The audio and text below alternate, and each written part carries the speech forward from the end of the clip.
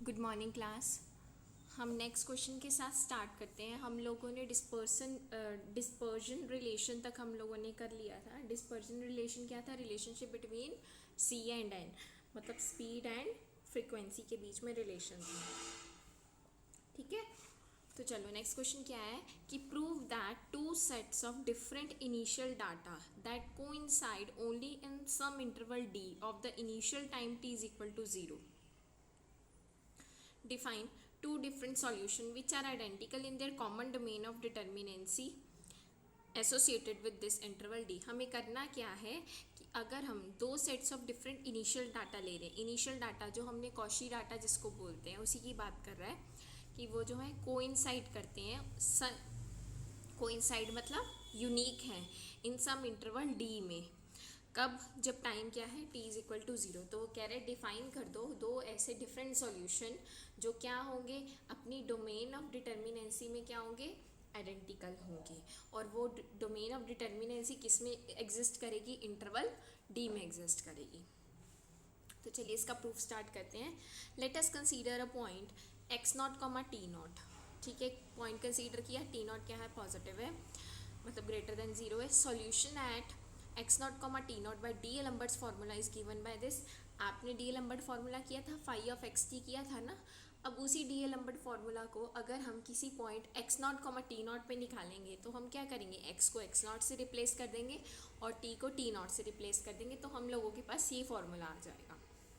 ठीक है, it is sufficient to know the values of h x and k x in this interval. तो basically वो क्या कह रहा है कि इसकी वैल्यू फाइंड आउट करने के लिए हमें एच और के की वैल्यू अगर x naught minus c t naught और x naught plus c t naught इस क्लोज इंटरवल में मिल जाए तो हम लोगों के पास इसकी वैल्यू आ सकती है। This implies D'Alembert's formula gives another property that if we know initial data in an interval this we know the solution everywhere। तो वही बात होगी, इनिशियल डाटा मतलब कॉशी डाटा। कॉशी डाटा किस पे डिपेंड करता है? H x and k x पे डिपेंड करता है ना। तो वो वही कह रहा है कि अगर हमें एच एक्स और के एक्स की वैल्यू इस क्लोज इंटरवल में पता लग जाए तो हम जो है ये सॉल्यूशन निकाल सकते हैं हर जगह। The interval x0 minus ct naught and x0 plus ct naught, मतलब x lies between this closed interval x0 minus ct naught and x0 plus ct naught along the initial line t is equal to 0, that is x axis is called domain of dependence of the point x0, t0। तो कह रहे ये diagram हमने already बनाया था, एक particular point लिया था x0, t0 और ये इनिशियल लाइन ली थी। कैसे बन रही थी? x naught minus c t naught comma 0, x naught plus c t naught comma 0 से बन रही थी। ठीक है, the triangular region bounded between the given point these 3 points is defined as the domain of determinacy. यानी कि ये जो शेडेड रीजन है, जो ये ट्रायंगुलर शेडेड रीजन है, जो किस पॉइंट से बन रहा है? इन तीनों पॉइंट से बन रहा है। तो उस शेडेड रीजन को हम क्या बोलते हैं? Domain of determinacy. ठीक है, अब हमें अकॉर्डिंग टू क्वेश्चन क्या करना था? दो different set of initial data define करने थे। तो हमने डिफाइन किए let h1x and k1x h2x k2x be two Cauchy data. ये दो कॉशी डाटा हमने डिफाइन किए।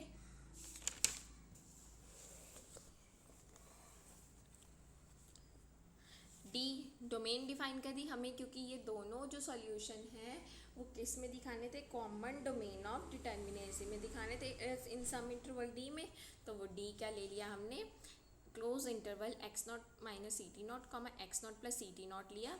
इस तरीके से डी को डिफाइन कर दिया such that h one x is equal to h two x and k one x is equal to k two x for all x belonging to this close interval D. यानी कि इस interval को इस तरीके से define किया कि x की कोई भी वैल्यू के लिए जो d से बिलोंग कर रही है, h1x किसके इक्वल है? h2x के। k1x किसके इक्वल है? k2x के इक्वल है। तो phi 1 xt क्या हो जाएगा बेटा? phi 1 xt में h को किससे रिप्लेस कर दो? मतलब डी एलम्बर्ट फार्मूला में phi को phi 1 और phi 2 दो सॉल्यूशन डिफाइन कर रहे हैं ना, और डी एलम्बर्ट फार्मूला में h को h1 से रिप्लेस कर दो, k को k1 से रिप्लेस कर दो। तो क्या बनेगा? ये 1/2 h1 x minus c t plus h1 x plus c t plus 1/2c। ये डी एलम्बर्ट फार्मूला ही है। सेकेंड सॉल्यूशन के लिए phi को phi 2 से रिप्लेस किया, h को h2 से रिप्लेस किया और k को किस से रिप्लेस किया? k2 से। इस तरीके से हो गया. Since there exists a region associated with this domain of dependence D, and on D H1 is equal to H2 and K1 is equal to K2. तो वो वही कह रहा है कि इस रीजन के लिए हमारे पास क्या है, डोमेन ऑफ डिपेंडेंस D है, और इस D इंटरवल में हर एक पॉइंट के लिए H1 किसके इक्वल है H2 के, K1 किसके इक्वल है K2 के लिए.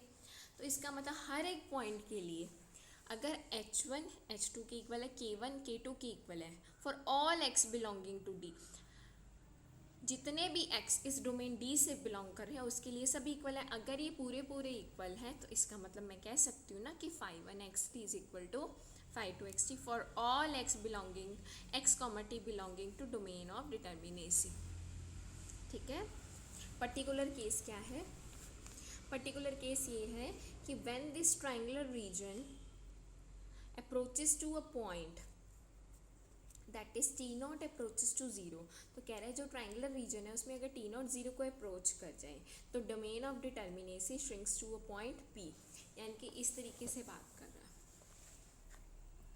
ठीक है. यहाँ पे जो हमने पॉइंट लिया था एक्स नॉट कॉमा क्या लिया था, x naught comma t naught. यहाँ क्या लिया था x minus c t, x naught minus c t naught comma zero. यहाँ क्या लिया था x naught plus c t naught comma zero. जब टी नॉट ही जीरो होगा इसका मतलब ये सारे के सारे एक पॉइंट पे श्रिंक कर जाएंगे. वो पॉइंट क्या डिफाइन किया हमने, वो पॉइंट क्या डिफाइन कर लिया पी, यानी कि पी जाई कॉमा जीरो. ठीक है. एक्स एक्सिस पे आ गया ना, क्योंकि सारे के सारे एक्स नॉट पे अप्रोच कर चुके हैं. Then the solution at point P will affect the solution at any point x, t in the unbounded triangular region above the line x minus ct is equal to xi and x plus ct is equal to xi.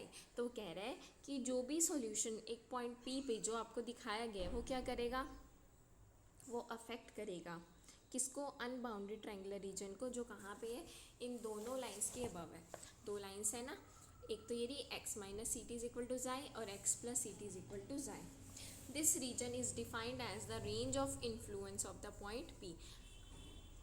इसको क्या बोलते हैं, इस reason को क्या बोलते हैं, range of influence of the point P. And the family of straight lines u is equal to x minus c t and v is equal to x plus c t is called the family of characteristic curves. ठीक है. इसको क्या बोलते हैं, family of characteristic curves बोलते हैं. ठीक है. नेक्स्ट क्वेश्चन देखिए क्या आपके पास, कि prove that the solution to the wave equation depends continuously on Cauchy data.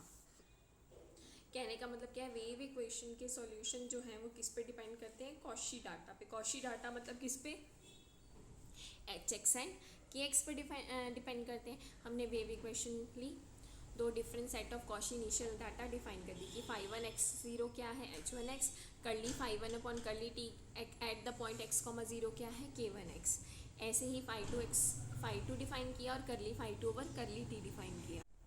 Hair h1 k1 h2 k2 are the functions of class C2 such that mod of h1x minus h2x is less than epsilon and mod of k1x minus k2x is less than delta. अब यहाँ पे Cauchy data में जो आपने h1 h2 k1 k2 जो define किए हैं वो क्या है, वो फंक्शन ऑफ क्लास C2 है, मतलब कॉन्टीन्यूसली डिफरेंशिएबल टू टाइम्स है, सच दैट ये कंडीशंस इनके लिए होल्ड कर रही हैं. where epsilon greater than 0 and delta greater than 0 both are finite. Then from D'Alembert's formula we have ये phi1xt phi2xt आप बहुत बार निकाल चुके हो, ये आप निकाल लोगे. दोनों का डिफरेंस निकाला, दोनों का डिफरेंस निकालने के बाद h1 वाले एडजस्ट कर दिए, ठीक है, h2 वाले एडजस्ट कर दिए, k1 और k2 वाले हमने सेपरेट ही रखे. उसके बाद हमने क्या किया, इनको आपस में एडजस्ट कर दिया. ठीक है, दोनों तरफ मॉडुलस लिया हमने. जब मॉडुलस ब्रेक होता है तो लेस देन इक्वल टू का साइन आता है. 1/2 mod of h1x minus t c t minus h2x minus c t. इसी तरह से दूसरे के लिए आएगा. फिर ये हमारे पास किसके लिए आ गया, k1 minus S minus k2x. आपको कंडीशन पता थी कि h1 माइनस h2 का जो डिफरेंस है, मॉड का जो डिफरेंस है वो लेस देन क्या है, एप्सिलॉन है, क्योंकि 2 को कैंसिल करने के लिए क्या ले लिया, अभी लेस देन एप्सिलॉन पुट कर दिया तो लेस देन एप्सिलॉन बाई 2, ये भी लेस देन एप्सिलॉन बाई 2, और के mod of k1s minus k2x का डिफरेंस किससे लेस देन है, डेल्टा से लेस देन है। ठीक है, तो यहाँ पे लेस देन का साइन आ गया, ये तो क्या बन गया, एप्सिलॉन बन गया। ठीक है, ये बन गया एप्सिलॉन, और ये यहाँ पे delta is a constant, delta क्या है, कांस्टेंट है, तो डेल्टा टी आ गया आपके पास। आपने लिमिट पुट करी ना, x plus c t, upper limit minus lower limit जब आप पुट करेंगे तो 2c से 2c कैंसिल हो जाएगा, आपके पास बचेगा क्या, डेल्टा टी बचेगा। ठीक है, बचेगा क्या आपके पास, डेल्टा टी। ठीक है, फिर आगे वो क्या कह रहा है, therefore for a fixed t is equal to tau, एक पॉइंट के लिए बोल रहा है t is equal to tau के लिए, phi1x, t approaches to phi2xt as epsilon approaches to 0 and delta approaches to 0। एक पर्टिकुलर पॉइंट के लिए बोल रहा है, अगर t इज इक्वल टू टॉ है तो ये जो चीज़ है mod of phi1xt minus phi2xt 0 को अप्रोच करेगा, कब, जब एप्सिलॉन भी 0 को अप्रोच करेगा और डेल्टा भी 0 को अप्रोच करेगा। This implies phi-xt varies continuously on initial data hx and kx। ठीक है, जैसे जैसे hx और kx की वैल्यू चेंज होती रहेगी वैसे वैसे जो phi है वो भी क्या होता रहेगा, चेंज होता रहेगा। ठीक है, इसी के साथ आपका ये टॉपिक ख़त्म होता है और ये सेक्शन भी ख़त्म होता है। ये इनहोमोजीनियस इक्वेशन नहीं कराऊंगी आपको मैं, सारे टॉपिक्स मैंने करा दिए हैं, सिर्फ एक टॉपिक छोड़ा है इसमें, इनहोमोजीनियस इक्वेशन, और आपका सेक्शन 1 ओवर होता है। Thank you so much.